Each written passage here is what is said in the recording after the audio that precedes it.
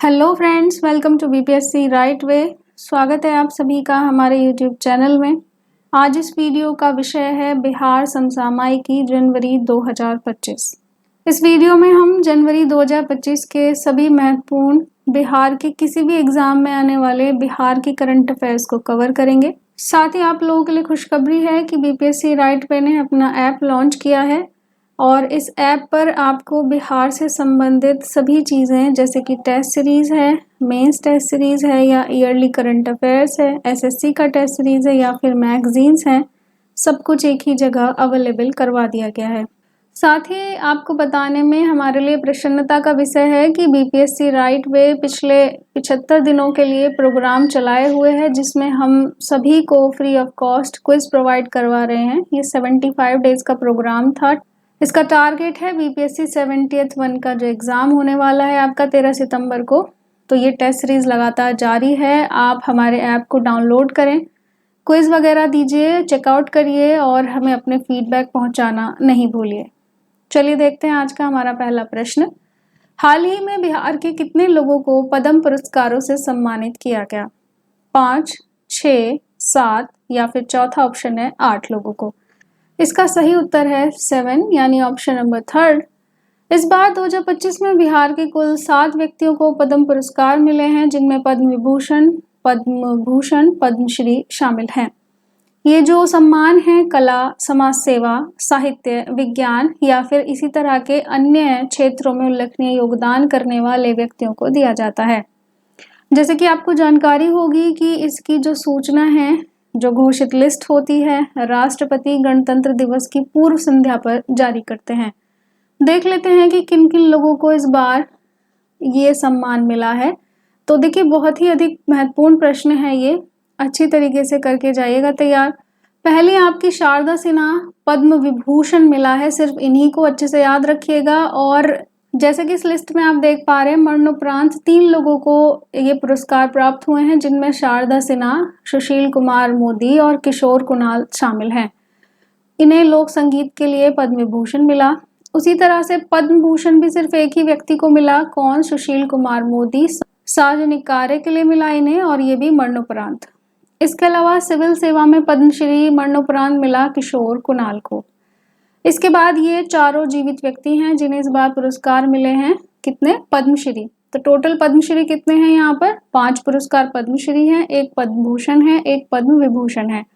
तो पद्मश्री मिला है भीम सिंह भावेश को सामाजिक कार्य के लिए, हेमंत कुमार को मिला है चिकित्सा के लिए, निर्मला देवी को मिला है कला के लिए। और कौन सी कला? सुजनी कला। पेपर में आ सकता है ये, ठीक है। और 7वां है आपका विजय नित्यानंद सुदेश्वर को, जो कि आध्यात्म यानी स्पिरिचुअलिज्म के लिए मिला है। सुजनी कला कहाँ से बिलोंग करती है, आप हमें कमेंट बॉक्स में बताना ना भूलें। बोध गया में 3 दिवसीय अंतर्राष्ट्रीय बौद्ध महोत्सव का शुभारंभ कब हुआ था? ऑप्शन है 31 दिसंबर, दूसरा है 15 जनवरी, तीसरा 31 जनवरी और चौथा है 10 फरवरी। तो 3 दिन का ये अंतर्राष्ट्रीय बौद्ध महोत्सव 31 जनवरी 2025 को इसका शुभारंभ हुआ। कहाँ पर? बोध गया के कालचक्र मैदान में, ठीक है। तो कालचक्र मैदान में ये शुभारंभ इसका हुआ। इसका आयोजन किसने किया? पर्यटन विभाग ने और कुछ अन्य बौद्ध संस्थाओं के सहयोग से। किस किसने भाग लिया? कुल 15 देशों ने भाग लिया, जिसमें खास तौर पे थाईलैंड, जापान और श्रीलंका शामिल हैं। अब यहाँ से एक मेंस का भी क्वेश्चन बनता है कि ये जो आयोजन है किस चीज़ को बढ़ावा देता है? वैश्विक सांस्कृतिक साझेदारी, जो पहले से ही आप देखते आ रहे हैं, लेकिन एक नया शब्द आजकल न्यूज़ में बना हुआ है, दैट इज रिलीजियस टूरिज्म, यानी धार्मिक पर्यटन। तो ये धार्मिक पर्यटन को भी बढ़ावा देता है। तो इन केस आपके सामने मेंस में कोई ऐसा प्रश्न आता है जहां पर आपको एग्जाम्पल कोट करना हो, तो आप इस महोत्सव का एग्जाम्पल कोट कर सकते हैं, क्योंकि ये एक ऐसा महोत्सव है जो धार्मिक पर्यटन को बढ़ावा देता है। अगला प्रश्न है, बिहार योद्धा सम्मान की शुरुआत किसने की है?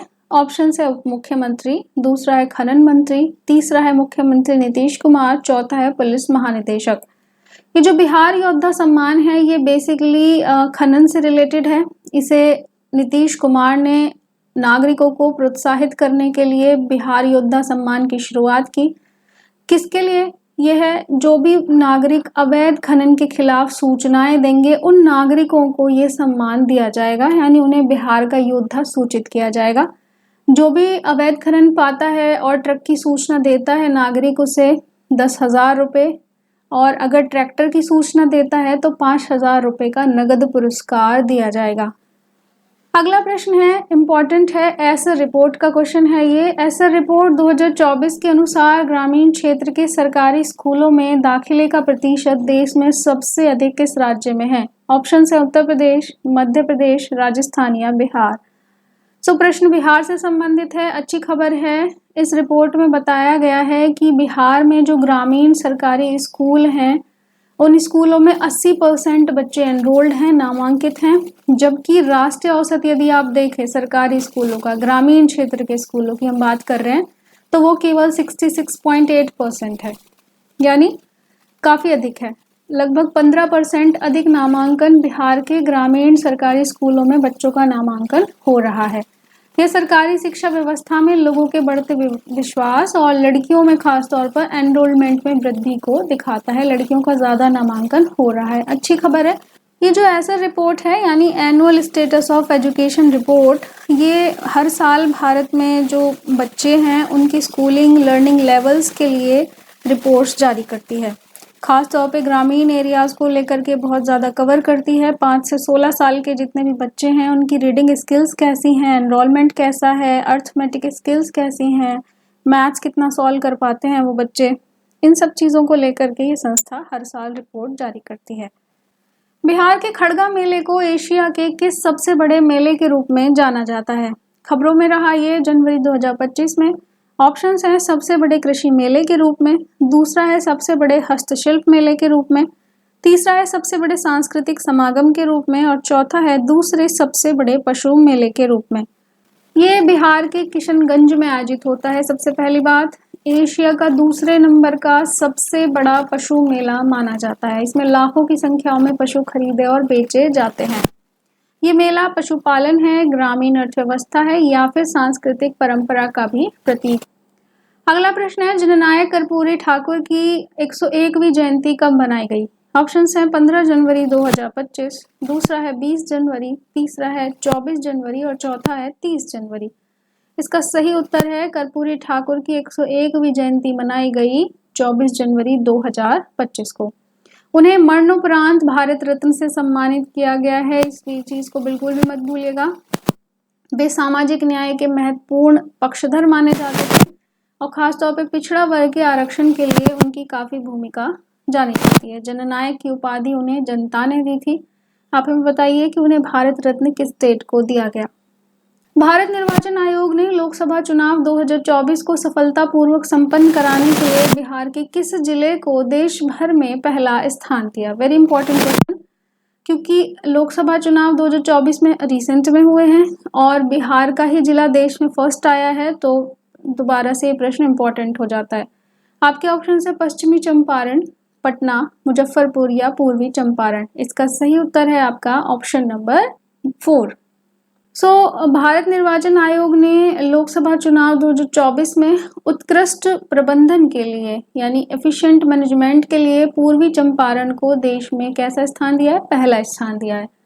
और यह सम्मान राष्ट्रपति द्रौपदी मुर्मू के द्वारा राष्ट्रीय मतदाता दिवस 2025 के अवसर पर प्रदान किया गया। राष्ट्रीय मतदाता दिवस कब मनाया जाता है? आप लोगों को जरूर जानकारी होनी चाहिए। कमेंट बॉक्स में फटाफट से हमें लिख करके बताइए। वीडियो के बीच में ये क्वेश्चंस पूछने का बहुत ही सीधा और सरल लॉजिक है कि आपको ये इम्पोर्टेंट चीज़ें एग्जाम में भी रिटरेट करनी पड़ सकती हैं। आपको माइंड में फिक्स होना चाहिए ये सब।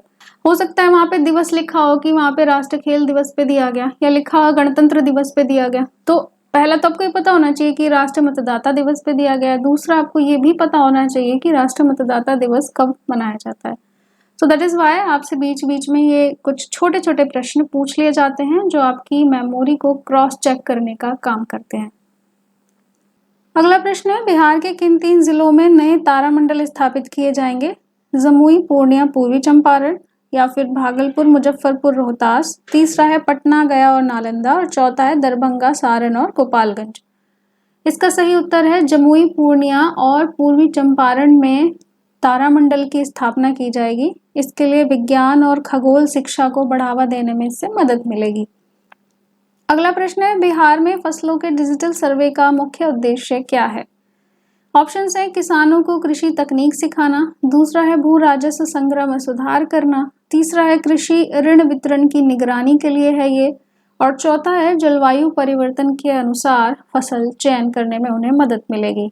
तो बिहार में जो फसलों का डिजिटल सर्वे हो रहा है उसका उद्देश्य क्षेत्रीय जलवायु के अनुसार उपयुक्त फसल का सुझाव देना है।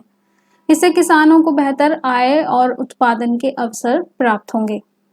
इस सर्वे से कृषि नीति को डेटा आधारित बनाने में भी सहायता मिलेगी।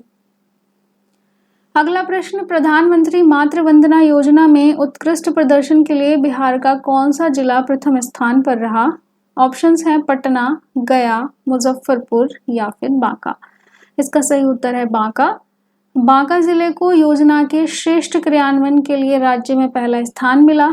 यह योजना गर्भवती महिलाओं को 5,000 रुपये की सहायता प्रदान करती है, जिससे माता और बच्चे के स्वास्थ्य सुधार को अच्छी तरीके से कैटर किया जा सके। ठीक है, आपको ये पता लग गया है कि किस विषय में है, साथ ही आपको ये भी पता होना चाहिए कि इसका स्कीम का लॉन्च कब किया गया था। तो फटाफट से वीडियो स्टॉप करिए और कमेंट में लिखिए कि प्रधानमंत्री मातृ वंदना योजना कब लॉन्च की गई थी। अगला प्रश्न है, कृषि में ड्रोन की खरीद पर बिहार सरकार किसानों को अधिकतम कितना अनुदान देती है? ऑप्शंस हैं 60% या फिर 3.65 लाख, 75% या 4 लाख रुपए, जो भी कम हो, मतलब इन दोनों में से, 50% या 2.5 लाख, या फिर 40% या फिर 2 लाख रुपए अधिकतम। ये ड्रोन की खरीद है वो भी कहाँ पर? कृषि क्षेत्र में है। बिहार सरकार किसानों को इस पर सब्सिडी देती है। यदि कोई किसान खरीदता है तो कितनी सब्सिडी देती है? 60%। ठीक है, अगला प्रश्न है, अस्मिता खेलो इंडिया महिला भारोत्तोलन प्रतियोगिता में बिहार के लिए 2 स्वर्ण पदक किसने जीते? ऑप्शंस हैं शालिनी कुमारी, रीता मेहरा, अंजू कुमारी या खुशबू कुमारी। इसका सही उत्तर है खुशबू कुमारी। इन्होंने बिहार के लिए 2 स्वर्ण पदक जीते। किस खेल में? अस्मिता खेलो इंडिया महिला भारोत्तोलन प्रतियोगिता। कहाँ की रहने वाली हैं ये? बेगूसराय की। जो शालिनी कुमारी हैं उन्होंने भी 2 पदक जीते हैं, लेकिन 1 रजत और 1 कांस्य पदक इन्होंने जीता है। अगला प्रश्न है, वीर गाथा प्रोजेक्ट 4 के तहत बिहार से कितने बच्चों का सिलेक्शन हुआ है? आपके ऑप्शन है 7, 8, 9 या फिर 10। तो जो वीर गाथा प्रोजेक्ट चल रहा है केंद्र सरकार की ओर से, इसमें बिहार के 9 बच्चों का चयन राष्ट्रीय स्तर पर हुआ है। ये चयन लेखन, चित्रकला, कहानी के क्षेत्र में देशभक्ति से जुड़ी क्रिएटिविटी के लिए किया गया। प्रत्येक बच्चे को 10,000 का पुरस्कार दिया जाएगा। अगला प्रश्न, यूजीसी से, यूजीसी ने किस विश्वविद्यालय को योग और खेल से संबंधित नए पाठ्यक्रम शुरू करने की अनुमति दी है? ऑप्शंस हैं पटना विश्वविद्यालय, दूसरा है बिहार खेल विश्वविद्यालय राजगीर, तीसरा है नालंदा विश्वविद्यालय और चौथा है मगध विश्वविद्यालय। तो यूजीसी यानी यूनिवर्सिटी ग्रांट कमीशन ने बिहार खेल विश्वविद्यालय राजगीर को स्पोर्ट्स कोचिंग व योग में डिप्लोमा और पीजी डिप्लोमा शुरू करने की अनुमति दे दी है। इसके अलावा भविष्य में यहाँ बीपीएड प्रोग्राम भी शुरू होगा।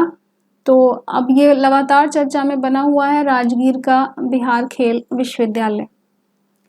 अगला प्रश्न, वर्ष 2025 में बिहार को केंद्र सरकार के द्वारा केंद्रीय करों में हिस्सेदारी के रूप में कितनी राशि दी गई? इको का क्वेश्चन है। तो ऑप्शंस आपके सामने हैं, लगभग 9,000 करोड़, 10,000 करोड़, 17,000 करोड़ या 15,000 करोड़।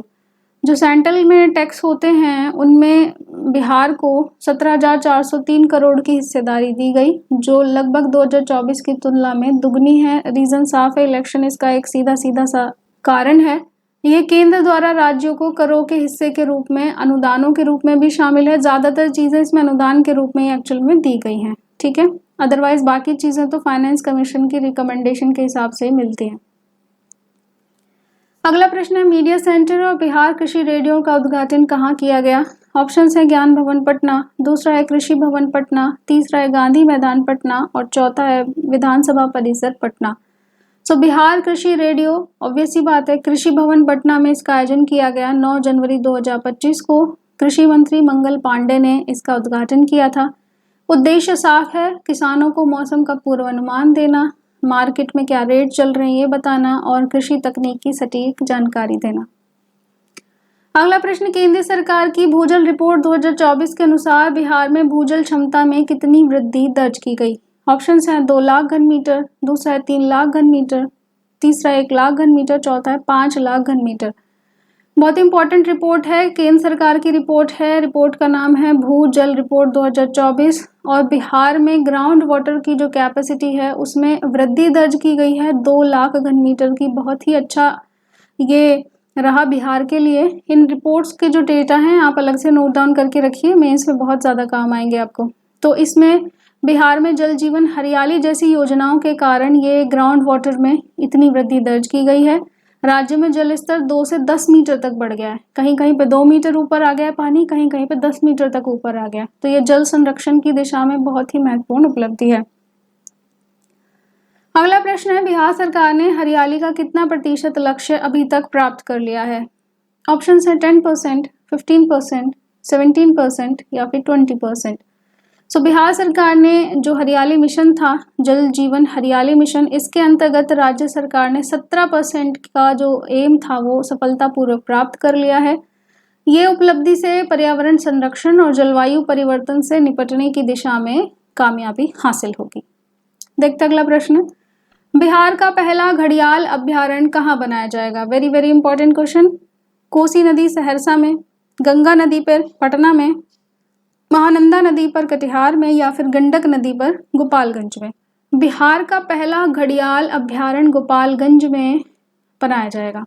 ये जो घड़ियाल है IUCN की रेड लिस्ट में संकटाग्रस्त यानी एंडेंजर्ड स्पीसीज के संरक्षण का एक प्रयास है। सो 2 क्वेश्चन यहाँ से निकले कि जो घड़ियाल है वो IUCN की कौन से लिस्ट में आता है? संकटाग्रस्त में आता है। और कहाँ पे बनेगा? गंडक नदी, किस जगह पर? गोपालगंज में। ठीक है, बिहार का पहला घड़ियाल अभ्यारण्य। अगला प्रश्न है, गुरु गोविंद सिंह जी का 358वां प्रकाश पर्व कब मनाया गया? ऑप्शन है 6 जनवरी, दूसरा है 13 अप्रैल, तीसरा 26 जनवरी और चौथा है 16 जनवरी 2025 को। तो जनवरी का प्रश्न है, जनवरी ही इसका आंसर होगा। इसका सही उत्तर हो जाएगा 6 जनवरी 2025 को सिखों के 10वें गुरु और खालसा पंथ के संस्थापक रहे गुरु गोविंद सिंह जी का जन्म दिवस यानी प्रकाश वर्ष मनाया गया। अगला प्रश्न भी बहुत ही इंपॉर्टेंट है, बिहार में प्रति व्यक्ति आय बढ़कर वर्ष 2025 में कितना हो गई है? ऑप्शन है 60,000, दूसरा है 65,500, तीसरा है 66,828 और चौथा है 74,412। तो ये जो इको का डाटा है ना, इसको तो आप बिल्कुल ही नोट करके कहीं पे रखिए। ऐसे डेटा जो होते हैं आपके मेंस के आंसर को ना सिर्फ अट्रैक्टिव बनाते हैं, ऑथेंटिक भी बनाते हैं कि आपने जो लिखा है वो कितना सही है, सुदृढ़ है। ठीक है, तो भाई बिहार की 2025 में जो प्रति व्यक्ति आय पर कैपिटा इनकम है हो गई है 66,828, पिछले साल से लगभग 7,500 रुपये ज़्यादा। ये राज्य की विकास दर 14.47% रही, जो कि राष्ट्रीय औसत से 5% अधिक है। ठीक, तो अच्छी खबर है, 66,828 हो गई है, लगभग 7,500 की वृद्धि हो गई है। लेकिन ये इतनी भी खुश होने की बात नहीं है, अभी भी बिहार बहुत अधिक पिछड़ा हुआ है इस मामले में। लेकिन यस, वृद्धि हुई है तो ये हमारे लिए गर्व की बात है। आगे देखते हैं, बिहार में लगभग कितने प्रतिशत बच्चों में उम्र के अनुसार लंबाई कम पाई गई, यानी स्टंटिंग की जो प्रॉब्लम है, यूपीएससी में भी इसमें से क्वेश्चन कई बार पूछे जाते रहे हैं। पहला है 44%, दूसरा है 48%, तीसरा है 42%, चौथा है 43। यानी कितने बच्चे ऐसे हैं कि उनकी एज के हिसाब से उनकी लंबाई क्या है, कम रह गई है, स्टंट रह गए हैं वो। ठीक, तो इसका सही उत्तर है 48% लगभग ये डाटा है कि इन बच्चों में स्टंटिंग इससे ये प्रभावित हैं। रीज़न है कुपोषण, संक्रमण, सामाजिक आर्थिक असमानता। ये जो सर्वे है ये NFHS जो सर्वे करता है, राष्ट्रीय परिवार स्वास्थ्य सर्वेक्षण, ऐसे स्रोत ये हमें बताते हैं। नीति आयोग द्वारा अगस्त 2024 में जारी रैंकिंग में आकांक्षी जिला कार्यक्रम के तहत कौन सा जिला देश में फर्स्ट रहा था? तो ये देखिए, रैंकिंग बहुत लेट जारी करते रहते हैं, किसी मंथ की रैंकिंग किसी और महीने में जारी हो रही होती है। तो ये रैंकिंग बेसिकली अगस्त 2024 की थी। बिहार का कौन सा जिला टॉप पर रहा, एक क्वेश्चन है। ऑप्शन है नवादा, सीतामढ़ी, बेगूसराय या पटना। सही उत्तर है बेगूसराय। सो बेगूसराय ने अगस्त 2024 में आकांक्षी जिला रैंकिंग में देश में पहला स्थान प्राप्त किया था। इसमें शिक्षा, स्वास्थ्य, पोषण, कृषि और आधारभूत संरचना जैसे मानकों को मान्यता दी जाती है। इसके अलावा नवादा और सीतामढ़ी संयुक्त रूप से तीसरे स्थान पर रहे। तो फर्स्ट भी बिहार ने एक्वायर किया और थर्ड को भी दो दो जिलों ने एक्वायर किया, थर्ड पोजीशन को। ठीक है, अगला प्रश्न है, आकांक्षी प्रखंड कार्यक्रम की पहली डेल्टा रैंकिंग में देश भर में प्रथम स्थान किस प्रखंड को मिला है? तो देखिए, आकांक्षी जिलों की रैंकिंग तो पहले से ही नीति आयोग जारी कर रहा है, लेकिन प्रखंड कार्यक्रम यानी ब्लॉक लेवल पे जो कार्यक्रम चलाए जा रहे हैं, एस्पिरेशनल ब्लॉक्स हैं जो, उनकी पहली डेल्टा रैंकिंग अभी जारी की थी। तो इसी का प्रश्न है ये, कौन पहले स्थान पर रहा देश में, पूछा है। पहला है सिवान का दरौंदा ब्लॉक, दूसरा है पटना का, तीसरा है मुजफ्फरनगर का और चौथा है सिवान का आंध्र ब्लॉक। ठीक, इसका सही उत्तर है सिवान का आंध्र ब्लॉक। तो आंध्र प्रखंड कहाँ से है? सिवान से। जारी किसने किया इस रिपोर्ट को? नीति आयोग ने। पहली डेल्टा रैंकिंग थी है किसकी? लेकिन आकांक्षी प्रखंड की, यानी ब्लॉक्स की। और ये जो कार्यक्रम है 7 जनवरी 2023 को ही शुरू किया गया, तो पहली ही ये रिपोर्ट पूरे साल की निकली है और इसमें लगभग 500 एस्पिरेशनल ब्लॉक्स शामिल थे। ठीक है, इंपॉर्टेंट प्रश्न है ये। तो ये था हमारा जनवरी 2025 के बिहार करंट अफेयर्स। सो इसके अलावा यदि आपका कोई फीडबैक है तो हम तक ज़रूर पहुंचाएं। आप हमारे टेलीग्राम, व्हाट्सएप, यूट्यूब में कमेंट करके या फिर हमारे ऐप के थ्रू अपनी बात हम तक पहुंचा सकते हैं। तो हमारे साथ जुड़े रहने के लिए आप सभी का धन्यवाद। फिर मिलते हैं। Thank you.